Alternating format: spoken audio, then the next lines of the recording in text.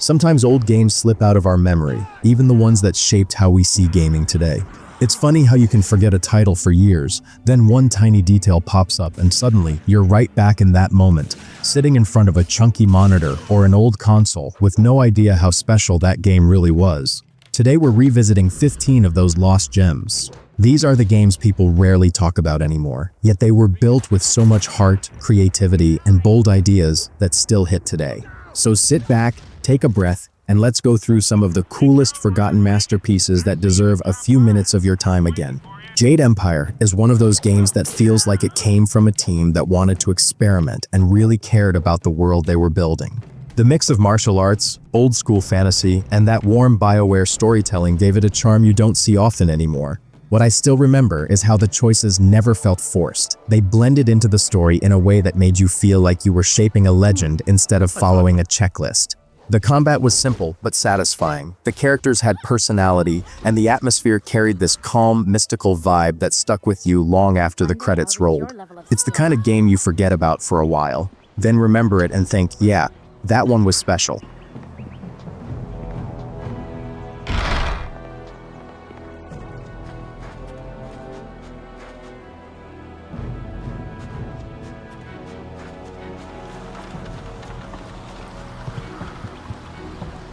Mafia is the kind of game that slows you down in the best way. It isn't about running wild in an open world. It's about living inside a story that feels grounded and heavy in all the right places. The city has this quiet, old-timey atmosphere that sneaks up on you, and the missions pull you into Tommy's life so naturally that you forget you're playing a game from 2002. The shootouts feel tense, the car chases feel gritty, and the voice acting still hits harder than most modern titles. There's a certain sadness to it too, like you're walking through a world built on loyalty and bad decisions, and you always know things can turn in a second. It's a masterpiece that earns its weight by taking its time and letting every moment breathe.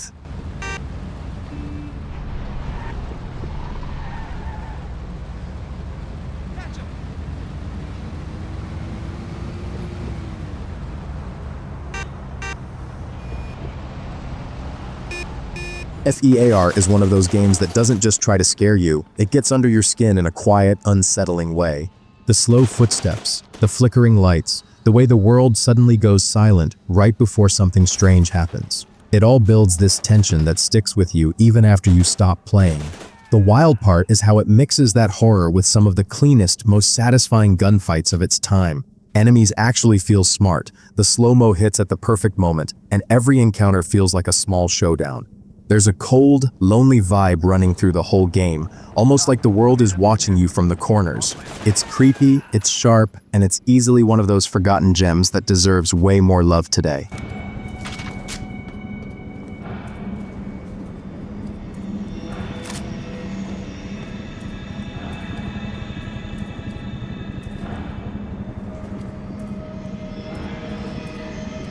Second Sight is one of those games that sneaks up on you. At first you might think it's just another psychic action game, but then it starts layering its story and mechanics in ways that actually hit emotionally. Controlling John's psychic powers, telekinesis, mind reading, even seeing through walls never gets old, and the game really makes you feel like you're discovering something powerful and dangerous at the same time. The story has a surprisingly human side too, with twists that actually make you pause and think, wait, did that just happen? It's kind of underrated because it's not flashy like the big titles, but every moment feels meaningful. And looking back, it's a game that was ahead of its time in both storytelling and gameplay.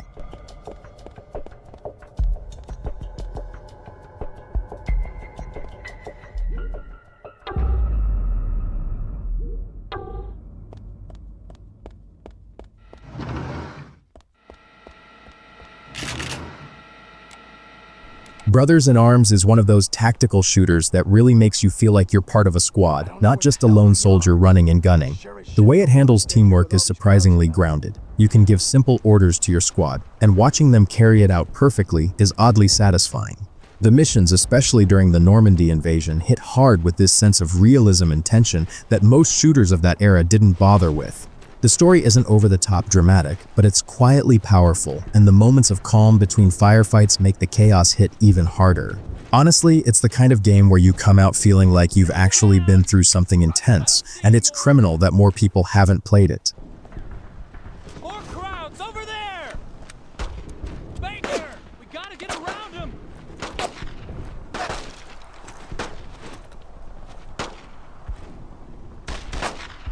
Baker, get down! Max Payne 2 somehow takes everything great about the first game and smooths it out into this sleek, cinematic experience that still feels fresh even today. The bullet time moments are just as thrilling, but the storytelling, man, it hits different. The noir-style narrative, the rainy city streets, and the tragic twists make it feel like you're living inside a graphic novel that's somehow also a shooter. Max's voiceover is still iconic, and the mix of action and emotion never feels forced. It's all part of the world. Even the small details, like how enemies react or how the environment feels alive, make the game feel layered. It's one of those sequels that doesn't just ride the coattails of its predecessor, it refines it into something truly memorable.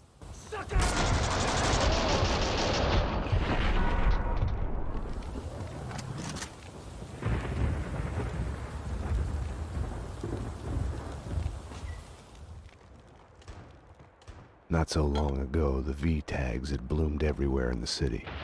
The Darkness is one of those games that surprises you in the best way. At first, it seems like just another dark, story-driven shooter, but then you realize the titular powers, these living, writhing tentacles, completely change how you approach combat. It's chaotic, a little gross, and totally satisfying all at once. Beyond the gameplay, the story has this twisted, almost noir vibe that pulls you in, and the characters are way more memorable than you'd expect from a mid-2000s shooter.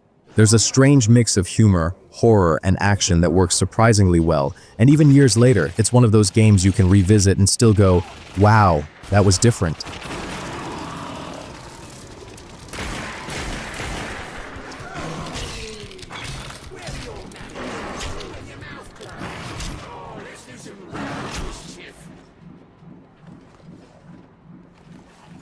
Timesplitters 2 is pure chaotic fun, and honestly, it's one of those games that just makes you laugh while you're getting blown up in the most ridiculous ways. The level variety is insane. You can go from the Wild West to a futuristic space station in seconds, and the weapons are over the top enough to keep every fight feeling fresh. What really makes it stick, though, is the humor and the speed of the gameplay. It doesn't overstay its welcome in any one area, and the multiplayer. Absolute chaos in the best way. It's goofy, it's clever, and it's the kind of game that makes you smile every time you remember it, even if you were getting roasted by your friends online.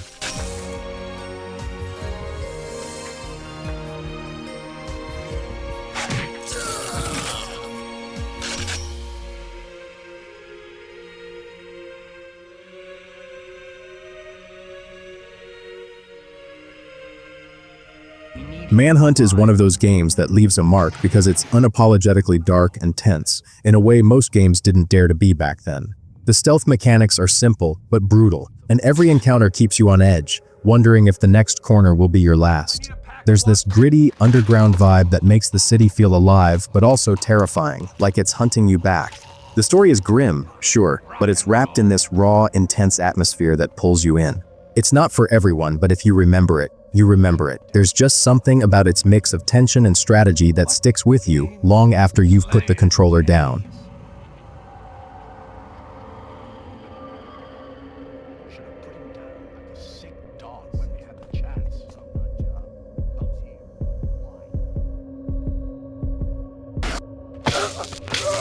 The Saboteur has this unique, almost magical way of blending stealth, action, and style. Set in Nazi-occupied Paris, it isn't just about taking down enemies. It's about how you move through this beautifully stylized city that gradually comes back to life as you fight. The black and white visual style for controlled areas is such a simple idea, but it hits hard emotionally and makes your victories feel meaningful. Climbing rooftops, sabotaging checkpoints, and escaping in style never gets old. And the soundtrack adds this sneaky, exhilarating energy that sticks with you. It's one of those games where the world feels alive, the gameplay is fun, and you can't help but smile as you watch color return to the streets. Spoiling for a fight? Salute that, you fucking knob jockey!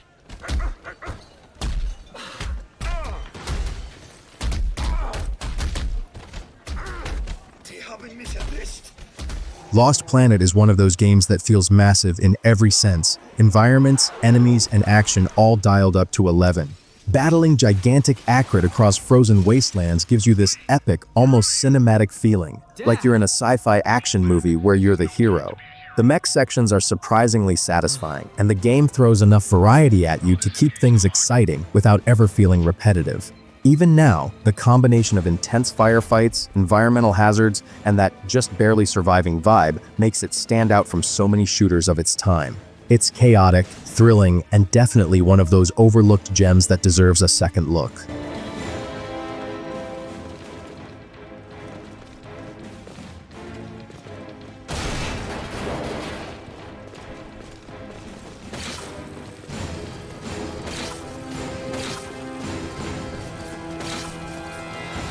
Just Cause 1 is pure, unfiltered chaos in the best possible way. The moment you get that grappling hook and parachute, the game opens up into this wild playground where physics and mayhem collide. You can swing across rooftops, hijack vehicles, or blow up a bridge just for fun, and somehow it all feels incredibly satisfying. The story is simple, but that doesn't matter. What makes it memorable is the freedom and sheer scale of the world, plus the ridiculous stunts you can pull off. Looking back, it's easy to see why this game set the stage for so many open-world action titles after it. Honestly, it's a blast, and a bit of a guilty pleasure if you like doing things just because you can.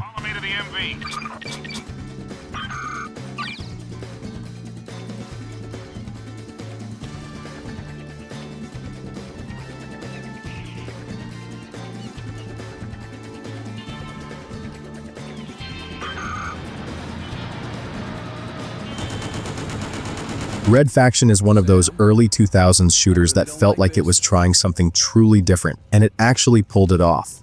The geomod technology that let you destroy the environment wasn't just a gimmick, it completely changed how you approached missions. Blowing holes in walls to take out enemies or create shortcuts made every firefight feel dynamic and alive, and there's a satisfaction in seeing your plan come together in real time. The story itself is classic sci-fi rebellion, but it's really the gameplay and that sense of agency that stick with you. Even now, it's easy to see why people who played it remember it fondly as a game that dared to break the mold.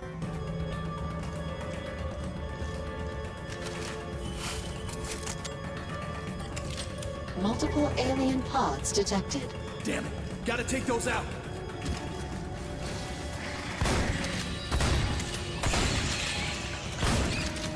SinglePlayGames is one of those games that instantly pulls you into its world and refuses to let go.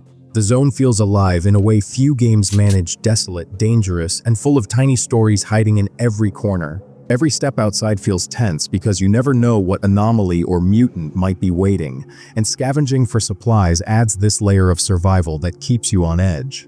The atmosphere is haunting, the weather and day-night cycles actually matter, and even small details like the sound of distant gunfire or a stray radio transmission make the world feel lived in. It's creepy, beautiful, and quietly brilliant. Definitely a masterpiece that slipped under the radar for many.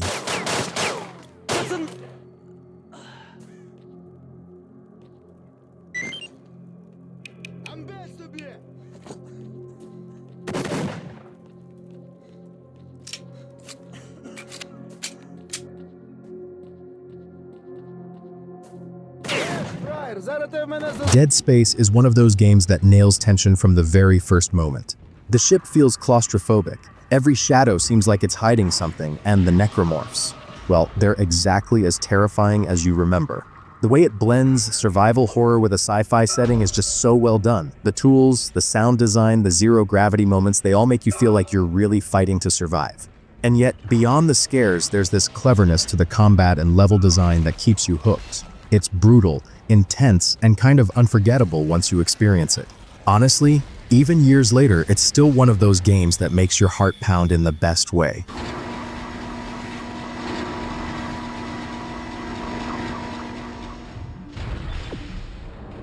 Fan replacement complete.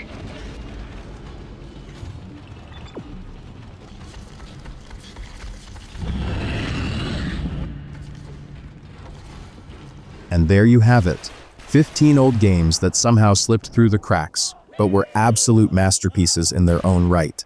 Each one brought something unique to the table, whether it was storytelling, gameplay, atmosphere, or just pure fun. It's crazy how some of these titles can feel even more impressive now than when they first came out. If you've played any of these, you know exactly what I mean, and if you haven't, maybe it's time to give them a shot. They might surprise you.